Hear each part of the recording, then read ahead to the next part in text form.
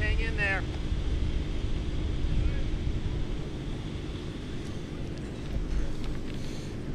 Well, good afternoon. We're here in Plant City. I'm joined with Kevin Guthrie, General John Haas, Florida Attorney General, and former Strawberry Festival Queen Ashley Moody. Hillsborough County Sheriff Chad Chronister is doing a great job. Representatives Alvarez and Gonzalez Pittman, County Commissioner Miller, and also the Plant City Mayor Nathan Kilton. And I want to thank everybody for what they're doing. We obviously prepared for this storm for a long time, tracked it. I think the number one thing people were saying as the storm was forming and then bearing down on the west coast of Florida was storm surge, storm surge, storm surge. And while we did see some significant, I was down in Charlotte County, there was definitely surge.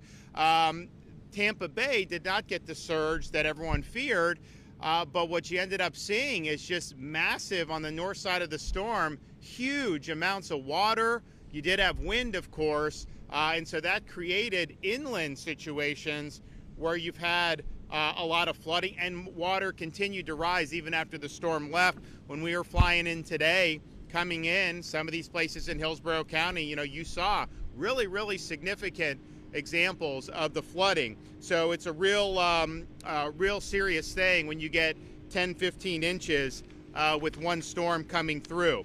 So we are here today. This is one of our fuel distribution sites. We always say, leading up to the storm, prepare, have fuel, have all this. Assume you're going to lose power. Assume this will happen for, we say 5 days, even though we work to get things moving a lot before then.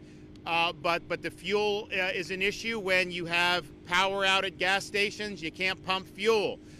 When you have ports that are interrupted, they don't get the shipments in as much. So we have a lot of fuel that we brought into Florida to be able to help get people through the patch as we get back and resolve, the private sector resolves the issue. So we stockpiled a lot of fuel. We've activated a lot of our fuel contracts, and we want to be able to give people an option. I see a lot of people waiting in lines for the gas stations that do have power, and these are really long lines. And obviously, as power gets restored, maybe some of them have generators that they can get on, and then the Port of Tampa is open. You're going to see the fuel flowing, but in the meantime, we want to give people another option. So this fuel depot here is one of the 3 sites that opened this morning. Plant City here, Bradenton 280 K Road, and then St. Pete, 800 First Avenue South in St. Pete. We're in the process of doing more. We're going to do another one closer to the heart of Tampa in Hillsborough County. We're going to do another one in a different part of Pinellas County, and we're going to do at least one in Sarasota County, and perhaps some more depending on the demand that we have. And so these are free for people. We're doing 10 gallons per customer. So you go, you get it, and you can be on your way. So this is stuff that we are providing for people to be able to do. So these public fuel sites, although we have done fuel support in the past, we've never done it to this scale, and that is on top of the amount of fuel that we provided directly to service stations. As the ports closed, even though they had dockside operations, eventually that had to stop. We went and did 400,000 gallons of diesel directly into the supply chain, and then 500,000 gallons of regular gasoline directly into the supply chain. So some of the fuel that people got at the service stations was a result of Florida providing that. We also, prior to the storm, had 31 sites for emergency fuel distribution for first responders, healthcare workers, and other critical personnel. So right now, we still have 1.8 gallons of diesel and over 1 million gallons of regular fuel that are on hand in the state. And these are going to be used at these fuel depots primarily until the entire fuel situation is resolved. Now, we have Florida ports that are actively receiving shipments like Port Tampa Bay. Additional vessels are en route. They are filling up the trucks, and we're bringing the trucks where they need to be. Port Canaveral has taken on additional fuel vessels In one terminal alone did 531 trucks yesterday. And then we have Florida Highway Patrol that will escort the tankers from the ports to the respective service stations. Now, most of the fuel, if you see a gas station is out, most of that is they don't have power. Now, they may also need to get their fuel shipment as well, but if they don't have power to be able to run the pumps, then it's an academic issue. So what we're doing in the state of Florida, Kevin Guthrie and his team, they have generators that can be deployed. Now, a lot of these gas stations, quite frankly, are supposed to have generators. Very few of them have used them that I've seen, especially in the areas that were the hardest hit. Be that as it may, so Kevin and the DEM are working with the utilities. If you have a stretch where you got service stations and power is anticipated to come on later today, well, then they're not going to rush a generator down to rewire it for the generator when the power is going to come on anyways. If they think it may be 48 hours or more, then they're seeing that demand and bringing generators to those service stations. So I think you can continue to see that, but we are also optimistic that you're going to see a lot of these stations end up getting power relatively short order in the coming days. So major fuel effort underway. You're going to have more of these state-run sites that are going to be available. We understand, particularly to get people through the weekend, we want to be able to use the fuel reserves that we provided and get those into people's tanks. So I appreciate Kevin and his team working very quickly to make this happen. Yesterday, the state of Florida submitted our post-landfall major disaster declaration to unlock additional resources for the state.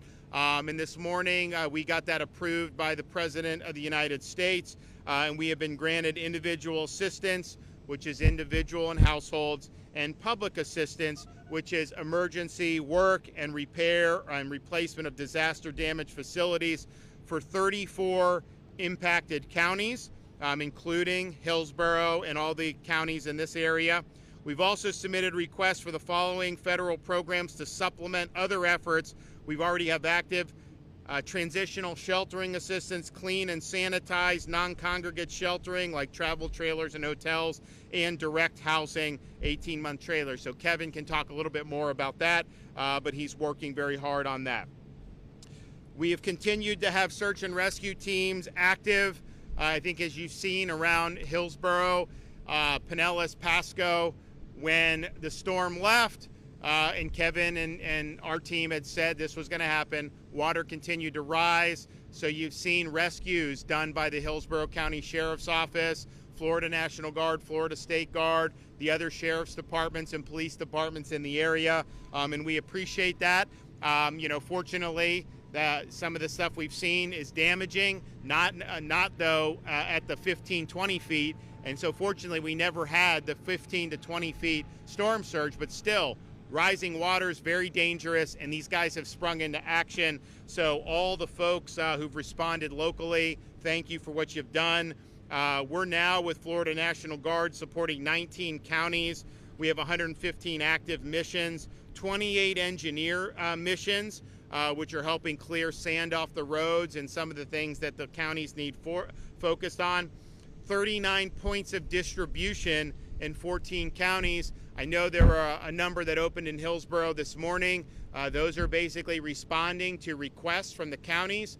So for example, some counties like Pinellas have opened their own pods. I think they have some municipal pods, and some county, they've asked us to do 3 mobile pods to supplement. That's fine. If you want us to do that, we'll do that. If you want us to do full pods, we'll do full pods. One of the things I've spoken with some folks locally about is ensuring that there's supplies of things like ice.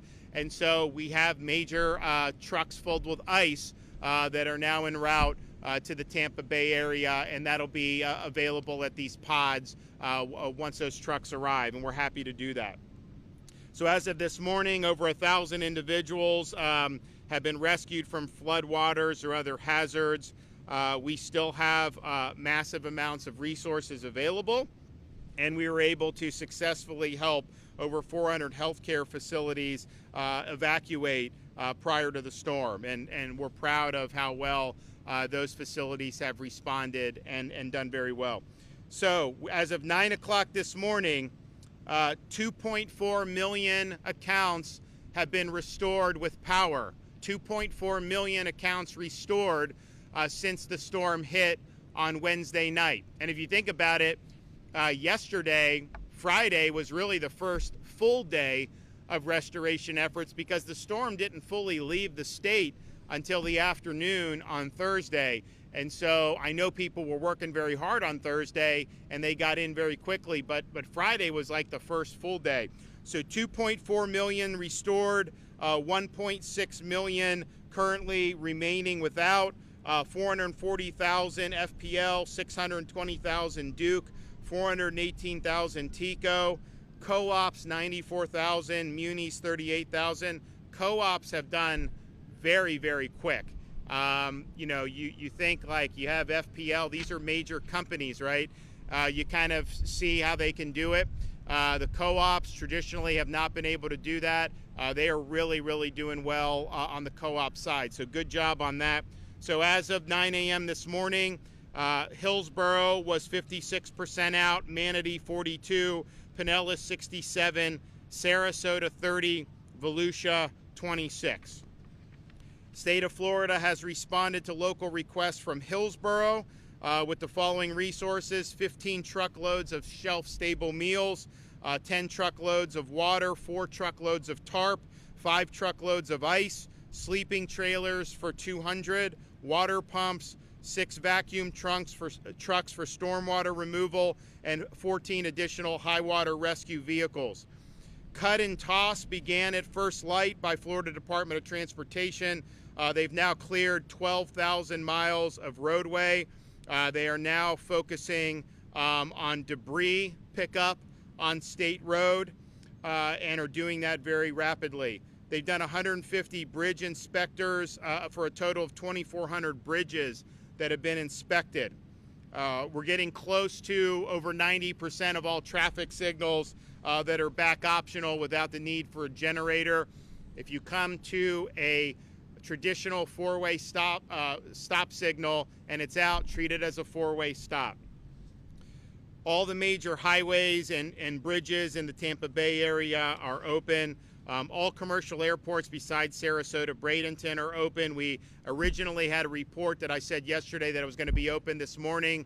It turns out they are going to need a few more days for that, so that will reopen Wednesday, October 16th. But all other commercial airports are open.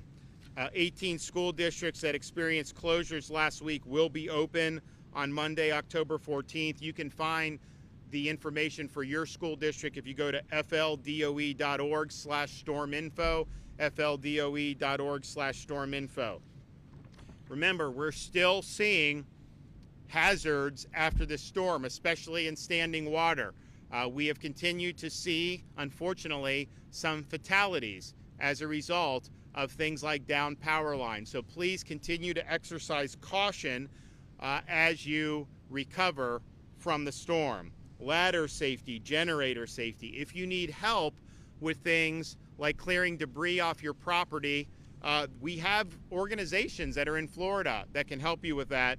And you can call Hope Florida, 1-833-GET-HOPE, 1-833-GET-HOPE, to be able to see the resources that are available for you. And that Hope line will be 24/7 for the next 2 weeks. The Hope bus will be located in the following places today: New College of Florida in Sarasota, 10 a.m. to 3, Bayside Church in Bradenton, 12 to 5, and then Murdoch Baptist Church in Port Charlotte, 10 to 3.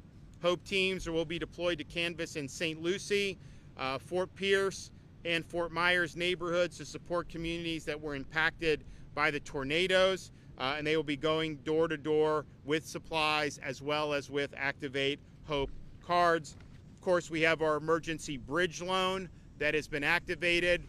Businesses up to $50,000, agriculture up to $100,000, cattle and citrus up to $150,000.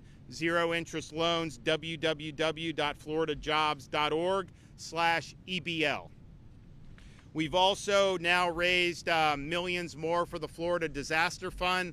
But if folks want to participate and help with that, I know there'll be a lot of people in this community that'll appreciate that.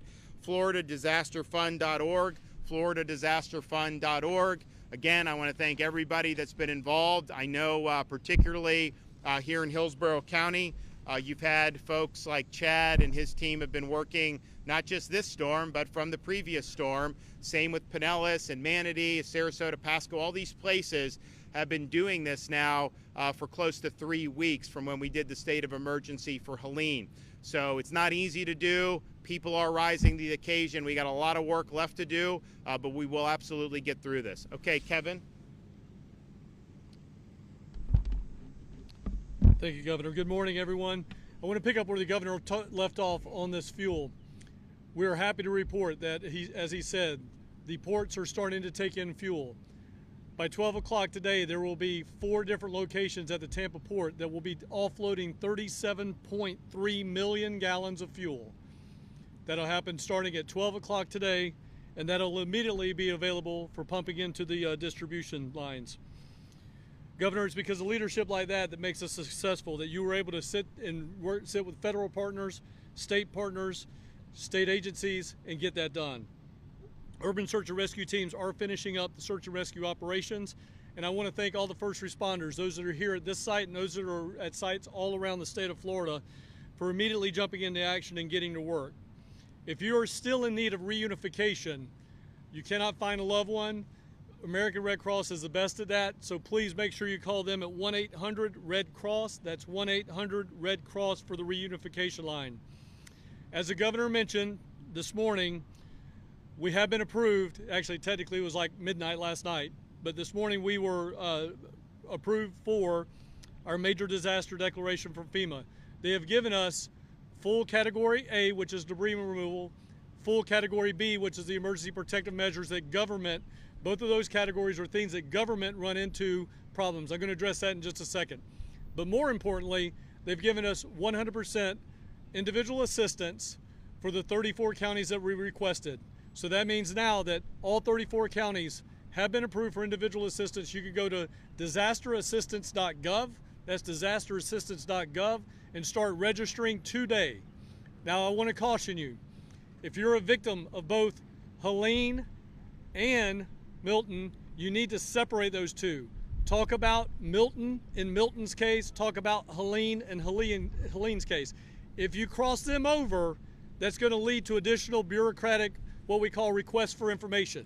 So keep them specific. Talk Helene damage, talk Milton damage.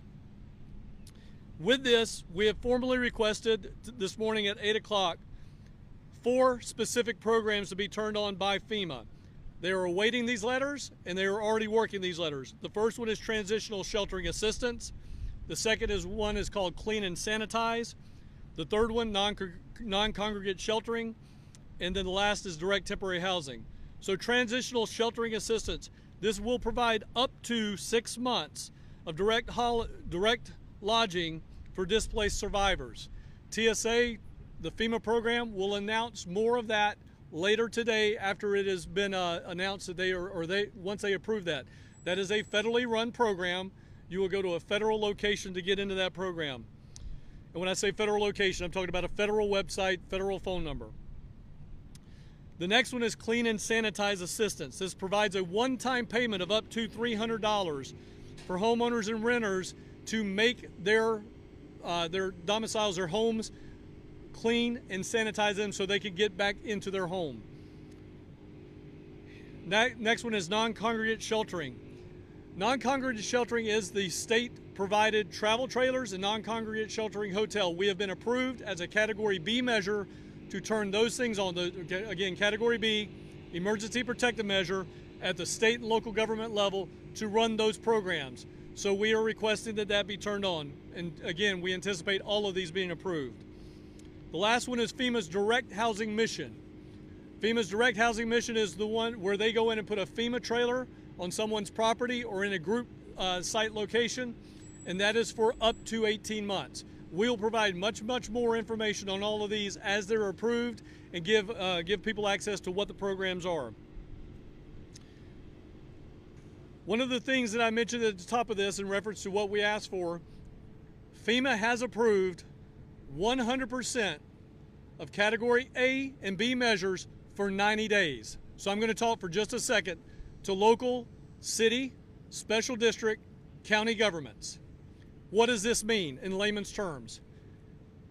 Every day is a pickup day, 24/7. We got 90 days at 100%. Also, that means you can do expedited project worksheets, which means FEMA will take your estimates of what you have on the ground and they will give you 50% of that cost up front so you can start paying bills. The state of Florida does this all the time. This is nothing new, it's been around. We do it. We were approved for Category B of protective measures for Hurricane Milton, and within 4 hours, the federal government approved over $200 million for the state of Florida to start paying their bills. This is one of those times they're going to say city, local government, special districts, be like the state, ask for the expedited project worksheet, get the money in hand. They did it in 4 hours. All right, so please, please file your expedited project worksheets. If you do not know how to do that, contact the state of Florida through the County Emergency Management Facility, and we will come and help you write those expedited project worksheets. As you continue to take your own recovery back to homeowners, actions at home, remember to wear appropriate safety gear. Make sure that you're not getting involved in any type of hazardous situation. There may be down power lines in your area. Please stay away from them. If you do come across those down power lines, call your local authorities and report them. If you did receive damage to your home, so make sure you're taking pictures inside and out. Make sure that there's a frame of reference like a doorknob or electrical socket outlet so that we can see exactly how high the water came up in your homes. If you need assistance with cleanup, we are proud to say that we are partnering once again with Crisis Cleanup. Crisis Cleanup is available to come help you at your home at 844-965-1386. That's 844-965-1386. Do not get caught off guard by scammers. If somebody comes to your house and says, give me cash, I'll help you out, send them packing. We will send you volunteer organizations for free, $0. As I often like to say, if it's free, it's for me, all right? You want the free help, not the paid help. Be sure to verify contractor licenses by visiting myfloridalicense.com, myfloridalicense.com, and then report any unlicensed activity at 866-532-1440. We have nearly 20 points of distribution open in this impacted area alone. These sites have shelf-stable food, water, and other items like tarps that you may need. You can find up-to-date locations visiting our website at floridadisaster.org/updates. Our state assistance information line is still taking calls 24/7, and that number is 1-800-342-3557. Now, I know I've given out a whole lot of numbers today, a whole lot of information. The best place to go online is floridadisaster.org/updates. I encourage all of our news media outlets to link their sites to our site. And then you can also get the most up-to-date, up-to-the-minute information if you follow us at FLSERT, that's at Florida CERT, on X and Instagram, and at FDEM on Facebook for real-time updates. Again, Governor DeSantis, thank you so much. It makes it very easy for us to do our job when you're at the helm. Okay, so we will be announcing additional fuel depots for folks in the affected areas. As I said, we're definitely going to do one in Tampa, do another one in Pinellas, and then likely Sarasota, and then maybe another one in that area as well, in addition to those Sarasota Manatee ones that we're going to bring on. So, and the Manatee one's open now. So, and then the power restoration, I mean, you know, I know it no one ever wants to have any interruption, but these linemen have been working. They were staged, and to have 2.4 million done within basically, I mean, storm left the state Thursday afternoon, and so here we are less than 48 hours from that, and to do 2.4 million. These guys are working really hard. Not always an easy thing. I think a lot of this stuff they got a good handle on. There may be some that has more damage. We'll see, but everyone's been working really hard. Okay, anybody?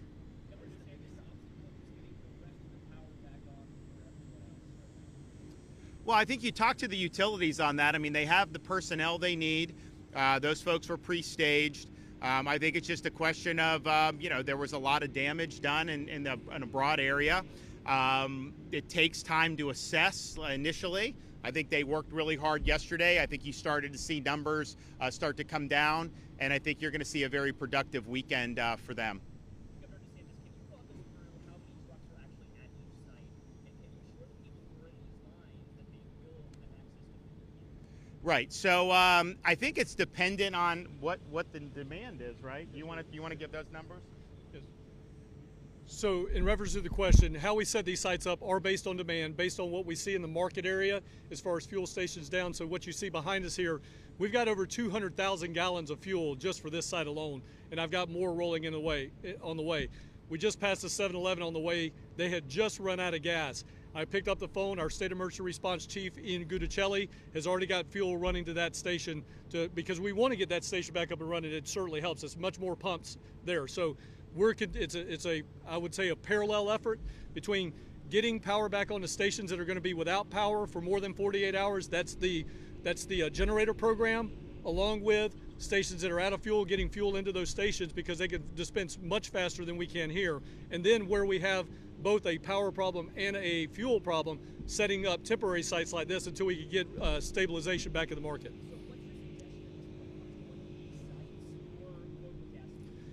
I would say right now, if you've got the financial means and you've got a gas station that's open next to you, that's always going to be your best option. But if you're in a situation where you're financially struggling and you need help now, and I see a car that's being pushed up off to our left here, you're in that type of situation, this is the place you need to be.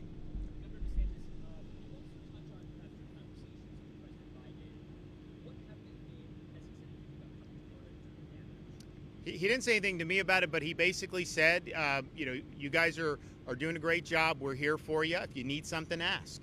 And so we sent a big request, and we got approved for what we wanted.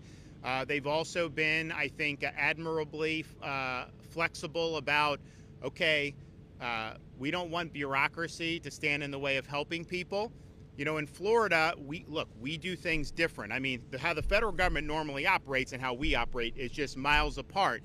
And sometimes FEMA does things and people get frustrated, and that's understandable. But sometimes it's like you have all the bureaucracy, so it's just like, okay, let's try to clear that. So Kevin's really been working, I think, productively with the administrator of FEMA to say, let's get this stuff going. Let's make sure we're helping people, and let's not get mired in a lot of the bureaucracy. And so I think the administration's been receptive to that.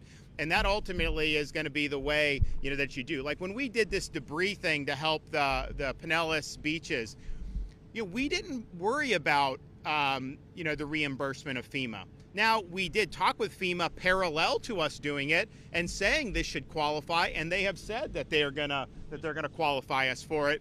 But I think what happens in some of the local governments will wait on debris removal until all the paperwork with this, and you lose valuable time. So we don't want to lose valuable time. We want to push out resources now, and I think we're all singing on the same sheet of music on that. So I think it'll be a good thing.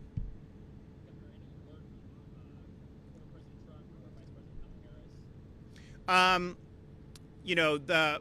former President Trump, he's somebody that I'm in regular contact with, just, given his campaign and me being a supporter. And he's has helped with, I think, some of the linemen. I think they housed a couple hundred, and he sends his well wishes. But we've got a lot more ahead of us. The fuel situation, this is good to have this here. There's going to be more. I know we've got one in St. Pete, Manatee. You're going to see Sarasota, additional in Tampa, probably another one in Pinellas. But as we're doing that, you're also going to continue to see more stations get power back. And when we have a station that has power, as Kevin said, that runs out, we're getting fuel back there, sometimes escorting with FHP, the fuel coming from the ports.